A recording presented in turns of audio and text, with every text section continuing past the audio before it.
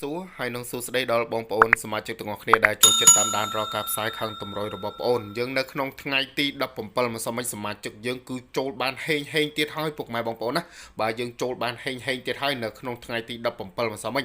បងប្អូនសមាជិកដែលគាត់បានយកលេខរបស់បងប្អូនយកទៅលេងយើងចូលបាន06កាយគុតបងប្អូនណាបាទចូលបាន06កាយគុតដល់ទៅ2ប៉ុស្តិ៍ពុកម៉ែបងប្អូនណាហេងសាហាវខ្លាំងមែនទែនបងប្អូនបាទចូលបាន06កាយគុតដល់ទៅ2ប៉ុស្តិ៍បងប្អូនបាទចេញចំប៉ុស្តិ៍ B និងប៉ុស្តិ៍ C បងប្អូនណាចេញចំប៉ុស្តិ៍ B និងប៉ុស្តិ៍ C ហើយយើងចូលបានអុកខ្ទង់កាយទៀតពុកម៉ែបងប្អូនណាយើងចូលបានអុកខ្ទង់កាយទៀតហេងសាហាវខ្លាំងមែនទែនបងប្អូនណា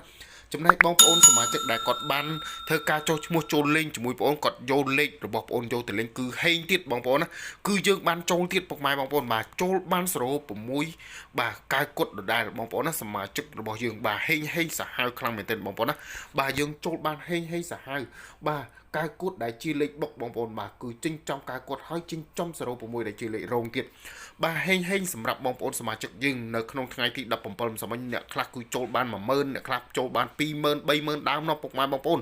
ហេងសាហាវខ្លាំងមែនទែនបងប្អូនសមាជិកណានៅក្នុងថ្ងៃទី18គឺបងប្អូនមានលេខច្បាស់ឲ្យបងប្អូនសមាជិកយកទៅលេងទៀតហើយសម្រាប់ថ្ងៃទី18នេះបងប្អូនណាបាទនៅក្នុងថ្ងៃទី18នេះបើសិនពុកម៉ែបងប្អូនចង់បានលេខច្បាស់បងប្អូនឆាតមកភ្លាមបងប្អូននឹងទទួលបានលេខធំតែម្ដងបងប្អូនណា